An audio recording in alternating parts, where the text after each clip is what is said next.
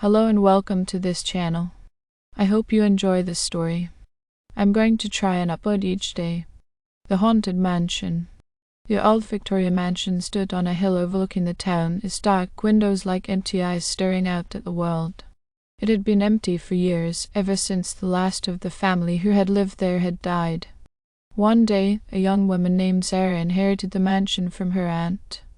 Sarah had never been to the mansion before, but she was excited to move in and start the new chapter in her life. Sarah packed up her belongings and moved into the mansion. The first few days were wonderful. The mansion was large and spacious, with high ceilings and ornate woodwork.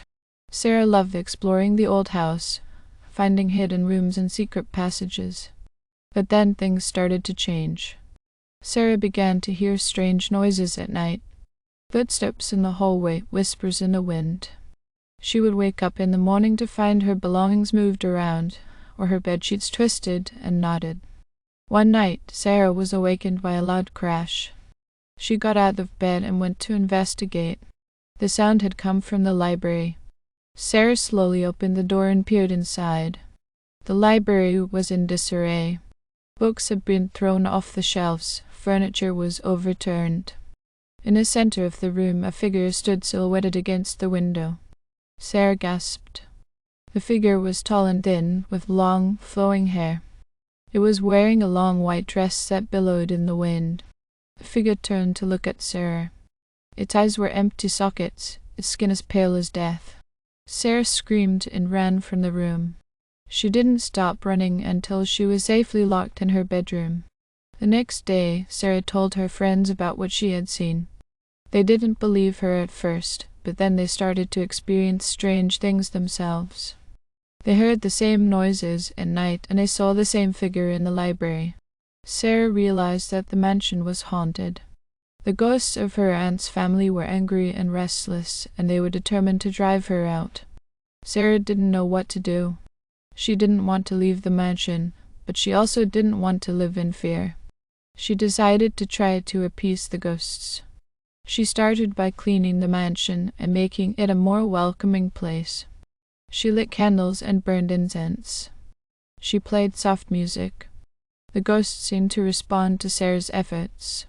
The noises at night stopped, and the figure in the library was no longer seen. Sarah thought she had finally found peace in the mansion. But then, one day she received a letter from her lawyer. The letter said that the mansion had been sold to a developer who planned to tear it down and build a new shopping mall. Sarah was devastated. She didn't want to lose the mansion, and she didn't want the ghosts to be displaced. Sarah decided to fight the developer. She went to court and argued that the mansion was a historical landmark and should be preserved. The judge agreed, and the developer was forced to cancel his plans. Sarah was relieved. She had saved the mansion, and she had also found a way to appease the ghosts. The ghosts were no longer angry, and they were content to let Sarah live in the mansion. Sarah lived in the mansion for many years.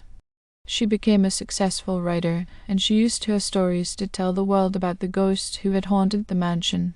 The ghosts were grateful to Sarah for her kindness, and they never harmed her.